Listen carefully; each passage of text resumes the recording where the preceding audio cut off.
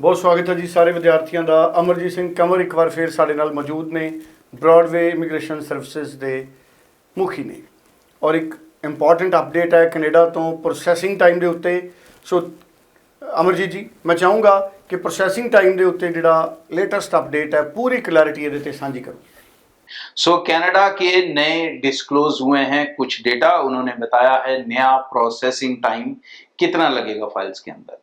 Presently जो process time system पे होता है, मतलब उनकी वेबसाइट पे होता है, वो हमेशा ज्यादा होता है, और जो हम प्रैक्टिकली देखते हैं एज ए कंसल्टेंट्स वो कंपैरेटिवली कम होता है।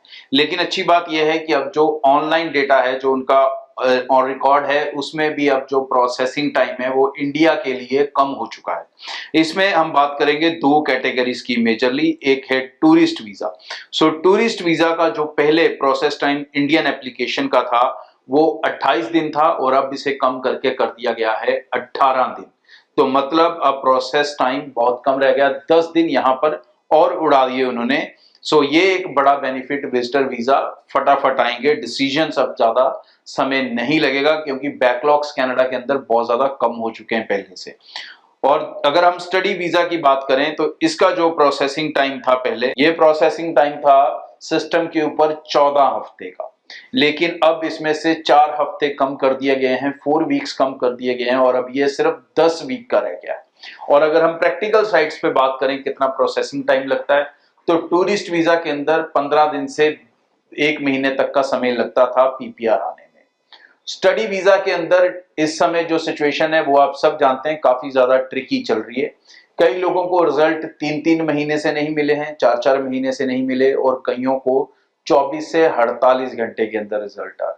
ज्यादातर 24 से 48 घंटे में आने वाले रिजल्ट सारे नेगेटिव हैं, मतलब रिफ्यूजल्स आ रहे हैं, या तो वो ऑटो जनरेटेड है, या एआई है, या उनके सॉफ्टवेयर के ग्लिच है, हमें नहीं पता अभी।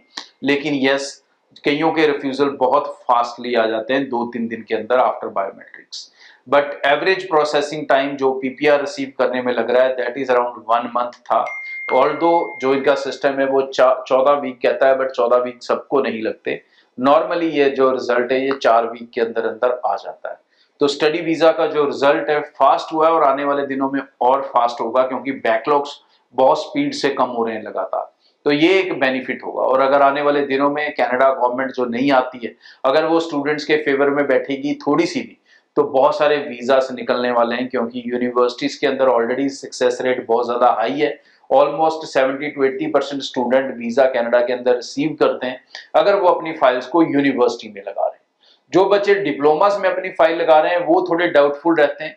उनमें से जिनके डिप्लोमा प्रोग्राम्स बहुत अच्छे हैं उनको तो वीजा मिल रहा है, लेकिन इसमें काफी बच्चों को रिफ्यूजल मिल रही है। ओवरऑल डिप्लोमा का जो सक्सेस रेट है वो इस समय 50%, या मैं कहूंगा इससे भी थोड़ा कम ही है। और सबसे ज्यादा सक्सेस रेट सिर्फ डिग्री प्रोग्राम्स के अंदर है। वो चाहे आप गवर्नमेंट यूनिवर्सिटी ले रहे हो, प्राइवेट यूनिवर्सिटी ले रहे हो, उसका इतना बड़ा इंपैक्ट नहीं पड़ रहा। बट गवर्नमेंट जो इस समय प्रेफर कर रही है कनाडा की, या आईआरसीसी जो इस समय प्रेफर कर रही है, वो यही कर रही है कि आप कनाडा के अंदर आए, मोस्ट वेलकम, लेकिन आप एक अच्छी एजुकेशन के लिए आए, एक अच्छे गोल्स, अच्छे मकसद के साथ आए, और सबसे इंपॉर्टेंट एक अच्छी फाइनेंशियल बैकग्राउंड के साथ आए। तो ये सब चीजें आपको अपनी फाइल में कैसे बेहतर करनी है, इस सब के लिए आपको ब्रॉडवे इमिग्रेशन गाइड करेगी। आप हमारी टीम से मिल सकते हैं। सो बहुत बहुत धन्यवाद। ब्रॉडवे इमिग्रेशन का नंबर 90-238 90-238। सो तुसी ब्रॉडवे इमिग्रेशन की टीम के नाल भी गल कर सकते हो, इस नंबर ते कॉल कर सकते हो, नेड़े के दफ्तर जाके जानकारी लै सकते हो, पूरी क्लैरिटी लो तो अपनी जिंदगी के फैसले करो। बहुत धन्यवाद।